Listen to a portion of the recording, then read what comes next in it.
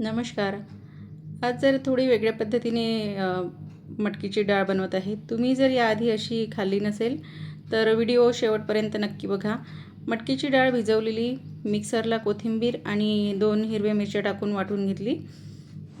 त्यातच चवीपुरतं मीठ टाकलं आणि एका चाळणीला तेल लावून त्यात याच्या वड्या करून घेतल्या, म्हणजे सांडगे करून घेतले आणि गरम पाण्यावरती ही चाळणी ठेवून ते वाफवून घेतले. इथे मी आधीच गंजात गरम पाणी करून ठेवलं होतं, त्यावर झाकण ठेवून ते छान वाफवून घेतले.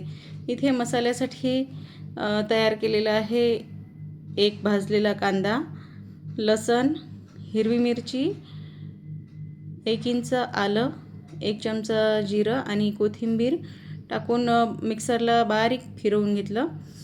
इथे ह्या वड्या झालेल्या आहेत आपल्या. एका कढईत तेल गरम करून त्यात वाटलेला मसाला आणि लाल तिखट 1 ते 1.5 चमचा, तुम्ही तुमच्या आवडीनुसार तिखट कमी जास्त करू शकता, पण ही भाजी जरा झणझणीतच छान लागते म्हणून 1.5 चमचा तिखट, अर्धा चमचा हळद, 1 चमचा धने पावडर आणि स्पेशल काळा मसाला अर्धा चमचा टाकून तेल सुटेपर्यंत छान परतून घेतलं. नंतर त्यात मिक्सरच्याच भांड्यात गरम पाणी ओतून ते फिरवून तेच पाणी टाकलं. अजून पाणी थोडंसं ॲड केलं, रस्सा थोडासा पातळ होण्यासाठी, आणि त्यात हे सांडगे तयार केलेले त्यात घातले आणि व्यवस्थित फिरवून घेतले. चवीनुसार मीठ टाकलं, झाकण ठेवून चांगली दणदणीत वाफ येऊ दिली आणि मस्त अशी झणझणीत मटकीच्या सांडग्यांची भाजी तयार आहे. गरमागरम भाकरीसोबत सर्व केली.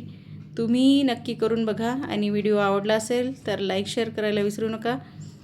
चॅनलला सबस्क्राईब केलं नसेल तर सबस्क्राईब करा. भेटूया पुढच्या व्हिडिओत अशाच नवीन नवीन रेसिपी घेऊन. तोपर्यंत एन्जॉय. बाय.